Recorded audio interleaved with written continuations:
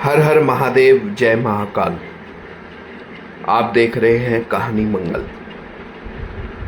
अंधेरे की सबसे बड़ी ताकत क्या होती है? वो खामोशी जो रात के गहरे सन्नाटे में इंसान के कानों को चीरती है। वो ठंडी हवा जो किसी अनदेखे स्पर्श की तरह शरीर को सहला जाती है।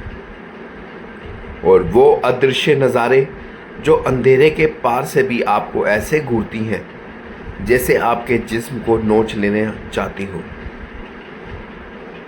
बंगाल की धरती हमेशा रहस्यों से भरी रही है। यहाँ तंत्र मंत्र, काली साधना और आत्माओं की कहानियां हर गली कूचे में सुनी जाती हैं। कहते हैं कि यहाँ सिर्फ इंसानों की नहीं बल्कि पिशाचों की भी बस्तियां बसती हैं। और उन्हीं में से एक कहानी है कामुक पिशाच की। यह कोई साधारण भूत या प्रेत नहीं, यह है ऐसा पिशाच जो औरतों की खूबसूरती और जवानी से अपनी भूख मिटाता है। वो औरतों के जिस्म को निकलने से पहले उनकी आत्मा को छीन लेता है। उसकी आंखें अंगारों की तरह जलती हैं, उसकी सांसें बर्फ से भी ज़्यादा ठंडी होती है और उसकी छाया जिस घर में पड़ जाए वहाँ सिर्फ मौत और बर्बादी की दस्तक होती है।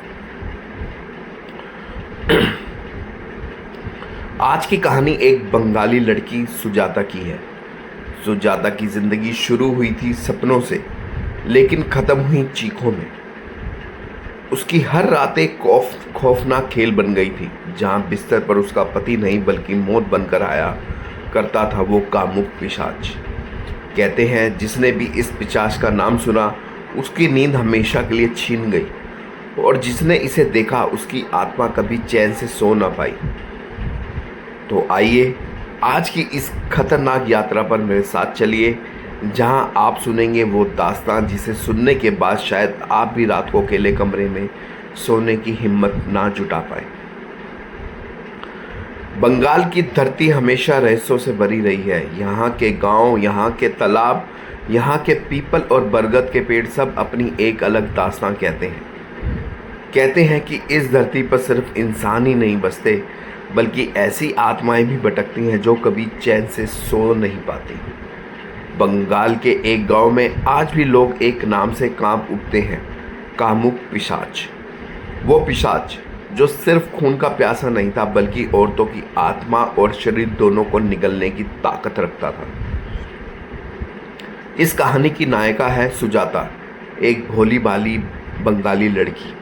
उसकी आंखों में सपने थे, होंठों पर मासूमियत, लेकिन उसे नहीं पता था कि उसकी किस्मत के अंधेरे कोने में एक ऐसा पिशाच छिपा बैठा है जो उसकी ज़िंदगी को नरक में बदल देगा। सालों पहले नदिया जिले के एक छोटे से गांव में लोग खुशहाल रहते थे। गांव में तालाब के किनारे एक पुराना महलनुमा खंडर था जिसे लोग शापित हवेली कहते थे। गांव के बुजुर्ग अक्सर बच्चों को चेतावनी देते थे, सूरज ढलने के बाद उस हवेली की तरफ मत जाना, वहाँ एक पिशाच रहता है। गांव वाले कहते कि उस हवेली में 100 साल पहले एक जमींदार रहा करता था जिसकी काली तंत्र साधना थी। जमींदार की मौत के बाद उसकी आत्मा पिशाच बनकर वहीं अटक गई। वो अब औरतों के पीछे पड़ा रहता है, खासकर जवान लड़कियों के। सुजाता का रिश्ता गांव के ही एक लड़के अभिजीत से तय हुआ था। पूरा गांव शादी की तैयारियों में लगा था, लेकिन सुजाता की आंखों में डर था क्योंकि कई रातों से वो सपने में एक भयानक चेहरा देख रही थी। लंबा सा शरीर, सफ़ेद चमकती आंखें और खून से भरे दांत। उस सपने में वही आवाज़ बार बार गूंजती, सुजाता तू मेरी है, सिर्फ मेरी। शादी के बाद जब सुहागरात आई तो अभिजीत और सुजाता कमरे में अकेले थे, लेकिन अचानक कमरे की लालटेन बुझ गई। अंधेरे में सुजाता ने महसूस किया कि कोई ठंडी सांस उसकी गर्दन पर पड़ रही है। उसने सोचा शायद अभिजीत है, लेकिन जब उसने मोमबत्ती जलाई तो उसके सामने अभिजीत नहीं बल्कि वही पिशाच खड़ा था। उसकी लंबी जीभ सुजाता के गले को छू रही थी। सुजाता चीख पड़ी, अगले ही पल सब गायब हो गया। कमरे में फिर से अभिजीत था, लेकिन सुजाता का चेहरा डर से सफ़ेद पड़ चुका था। कुछ ही दिनों में गांव में अजीब घटनाएं होने लगी। 2 लड़कियां अचानक लापता हो गई। किसी की लाश तालाब में मिली, शरीर पर गहरे नाखूनों के निशान थे। गांव की औरतें रात को घर से बाहर निकलना बंद कर चुकी थी। सभी कहते यह कामुक पिशाच का खेल है। वो जवान लड़कियों की आत्मा और जिस्म दोनों को निगल जाता है। एक रात सुजाता अकेली सो रही थी। खिड़की से अजीब सी फुसफुसाहट आई, सुजाता मैं आ गया हूँ। कमरे का दरवाज़ा अपने आप खुल गया। वो पिशाच अंदर घुसा। उसकी आंखों में आग जल रही थी। उसने सुजाता के हाथ कसकर पकड़ लिए। सुजाता छटपटा रही थी, लेकिन उसकी ताकत कम पड़ रही थी। पिशाच ने कहा, तुझे इंसानों के लिए नहीं, मेरे लिए पैदा किया गया है। तेरे खून और तेरे जिस्म की गंध मुझे दीवाना बना देती है। सुजाता की चीखें पूरे गांव में गूंज उठी। गांव वालों ने एक पुराने तांत्रिक को बुलाया। यह कोई साधारण पिशाच नहीं था। यह तंत्र साधना से पैदा हुआ कामुक पिशाच है। इसे रोकने के लिए खून और आग दोनों की ज़रूरत है। उसने सुजाता को चेतावनी दी, तू इसका लक्ष्य बन चुकी है। अगर तू बचना चाहती है तो अगली पूर्णिमा एक सावधान रहना होगा। अगली पूर्णिमा तक सावधान रहना होगा। पूर्णिमा की रात पूरे गांव में डर का माहौल था। तांत्रिक ने हवेली में एक बड़ा यज्ञ शुरू किया। सुजाता को यज्ञ मंडप में बिठाया गया, लेकिन अचानक तेज आंधी चली। दीपक बुझ गए। हवेली की दीवारें कांप उठी और दरवाज़ा तोड़कर वही पिशाच अंदर आया। उसकी गुर्राहट से पूरा माहौल हिल गया। सुजाता, मैं तुझे आज ले जाऊंगा। चाहे ये तांत्रिक हो या पूरे गांव, मुझे रोक नहीं सकता।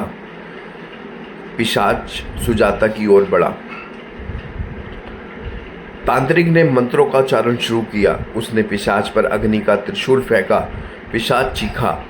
उसकी चमड़ी जलने लगी, लेकिन वो रुका नहीं।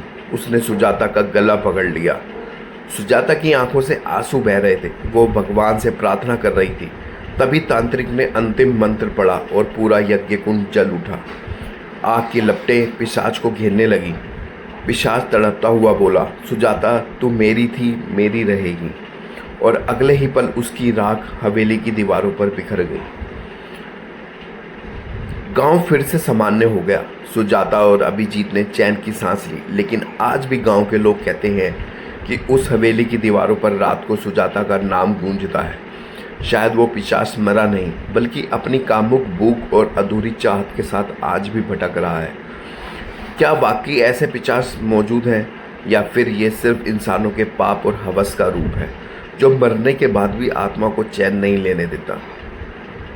सोचिए, अगर किसी अंधेरी रात कोई आपके कानों में फुसफुसाए, तू मेरी है, सिर्फ मेरी, तो आप क्या करेंगे?